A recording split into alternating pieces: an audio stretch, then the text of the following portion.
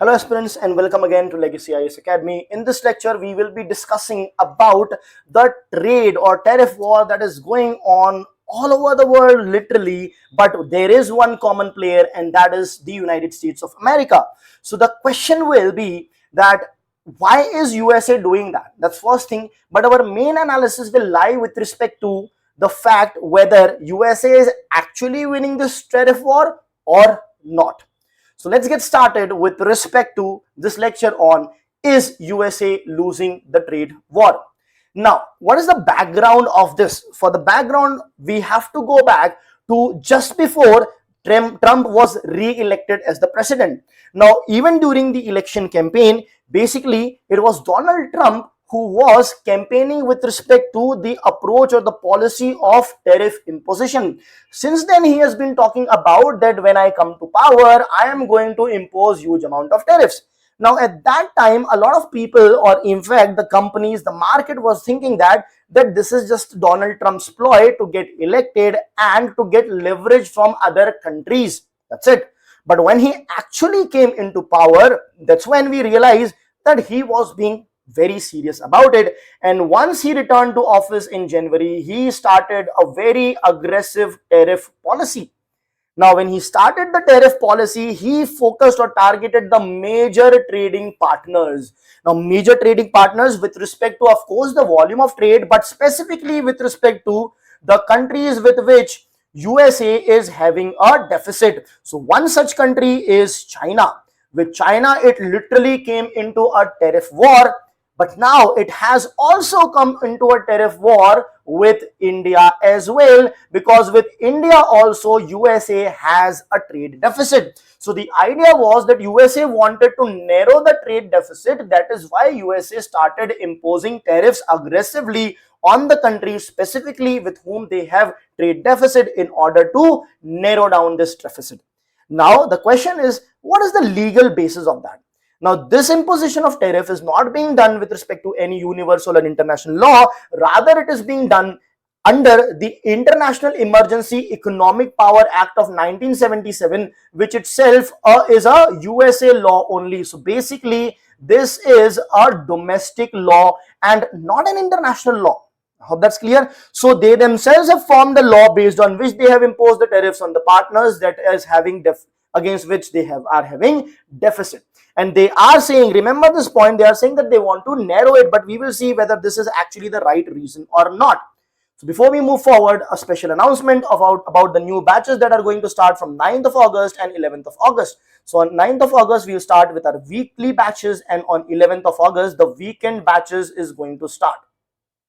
Now, once you enroll with us, you will be getting a teaching, mentorship, guidance with these top-notch faculties of UPSC Civil Services Examination, each of whom have given the personality test. Some of us have given it multiple times and having over 10 years of experience each. Once you enroll with us, you will get a lot of advantages, some of which are listed down over here. One is the comprehensive coverage of the GS paper, wherein each and every micro topic will also be covered. Then you have one-on-one mentorship, which will have doubt solving mentorship, which will be one-on-one, so that hyper personalized attention is given. The regular interaction with educators and teachers will be there. We have a very small batch of just 40 or less students. We never go beyond this. There will be daily mains answer writing practice. There will be test series for prelims as well as mains also. Now further, we have a 360-degree approach for our current affairs. Now what do we do in this? One entire day per week is completely allocated to the current affairs, wherein there will be throughout the day the live classes for the current affairs alone. So if you want to enroll with us, you can simply download our new app or log on to our website, that is www.legacyis.com, or call on to the numbers that are there on your screen. So let's continue with our news. So what is the current US tariff landscape? We know that USA is imposing tariff after tariff. So what has been the shift? What has been the change, and what is the present scenario? So in January, when Trump actually came into office, there was about 2.5% of average tariff that was imposed by USA on various countries of the world. Now that percentage has increased to around 17 to 19%. Why are we giving a range over here? Because there are various estimates that are coming out. This is not the data given by USA. These are various researchers' estimates that are coming out that presently USA has around 17 to 19% of tariffs imposed on various countries of the world. The highest that it went was against China, that is to the extent of 145%. However, USA got scared with China, probably is it said because it cannot sustain that tariffs, because China also came up with retaliatory tariffs of its own up to the degree of 125%, as a result of which China and USA came to an agreement that they will have tariff peace for the next 90 days, and presently we are in that duration. So it remains to be seen after 90 days actually what happens. Now we are going to specially emphasize on India now. So what about India? Where did India come in the picture? So USA has also slapped 50% tariffs on India also. Why is that the case? It said that India is buying oil from Russia, that is why I'm going to impose tariffs on India as well. Now how does this work? What's this logic? The logic is USA has basically imposed sanctions on Russia. Primary sanctions on Russia. That means USA is saying that, boss, I am not going to trade with Russia. I am neither going to export to Russia nor I am going to import from Russia. At the same time, I am going to also impose secondary tariffs. What are secondary tariffs? Secondary tariff means that if there is any other country who tries to trade with Russia, I am going to impose tariff on them as well. So India being one such country who is trading with Russia, as a result of which USA has imposed tariffs on us as well. But then if there are tariffs on us, why does India continue to buy oil from Russia? The reason is simple. See, India follows a dehyphenation policy, meaning what India's relationship with Russia is, it has nothing to do with what India's relationship with USA is or what USA's relationship with Russia is. That's point number one. Point number two, we are a sovereign state. We have the right to take our own decision. So USA cannot decide what we can and we cannot do. That is the second point. Thirdly, India also have called out the hypocrisy of USA, wherein we have told them that USA is imposing secondary sanctions on us, but USA themselves are still buying products from Russia, still trading from Russia, to which USA has said that, sorry, we did not even know. So when you don't even know, why are you being so hypocritical and imposing tariffs or secondary sanctions on us? And this does not even have any financial backing whatsoever. Initially, we saw that trade deficit was the reason, but can you see that reason now? No, the reason is because we are buying oil from Russia, which is not called for. Then you have similar tariffs imposed on Brazil as well due to political disputes, on Switzerland as well because the trade deal collapsed. So USA is basically imposing tariffs left, right, center on any country it deems fit. Right? Now the question is USA winning this war? Probably not. Let us have a look at it. However, there are certain numbers which suggest that it might, because what has happened is, with respect to these countries that you can see on the picture, what is happening in USA is probably winning, and that impact can be seen with respect to this number, where we know that around 16% of trade deficit has narrowed by about 16%, and with China, USA has able to manage the smallest amount of trade deficit in the last 21 years. As a result of which, this probably can show that USA might be winning the trade war, but not necessarily. Why?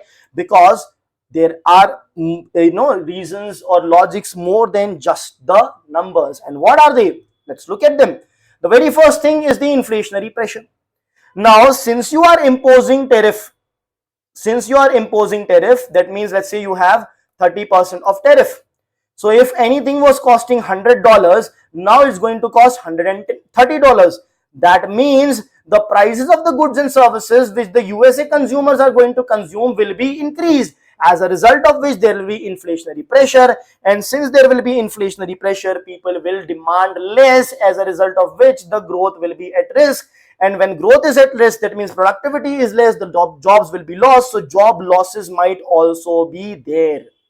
So this is a solid macroeconomic reason to not have a trade war. That's one thing. Secondly, there is no as such enforcement mechanism also.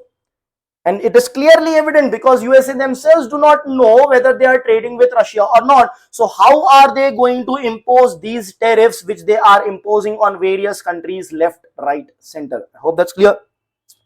Further, it is clearly seen that there are political motives, politically entrenched trade issues which are unresolved.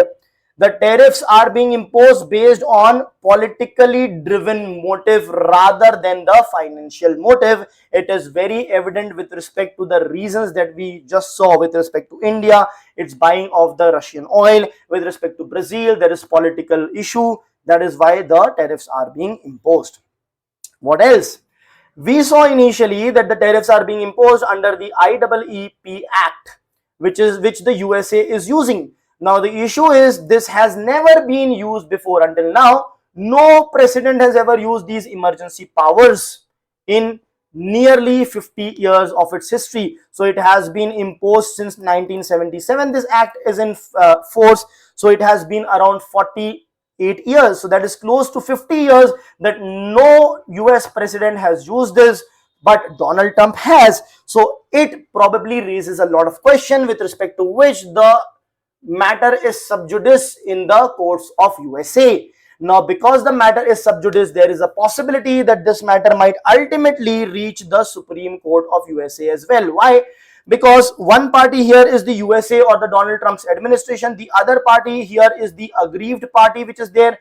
Now, if the courts take decision in favor of USA, the aggrieved party is going to reach out to the higher courts, or if it takes decision in favor of the aggrieved party, the USA may reach out to the higher courts and ultimately the Supreme Court, as a result of which it can reach to the Supreme Court. And then what will happen is Supreme Court may not just give decision, but might intervene and might reshape the entire tariff issuing authority that the USA administration has. I hope that's clear. So the entire authority can be reshaped once the Supreme Court gets involved. So what is the future over here?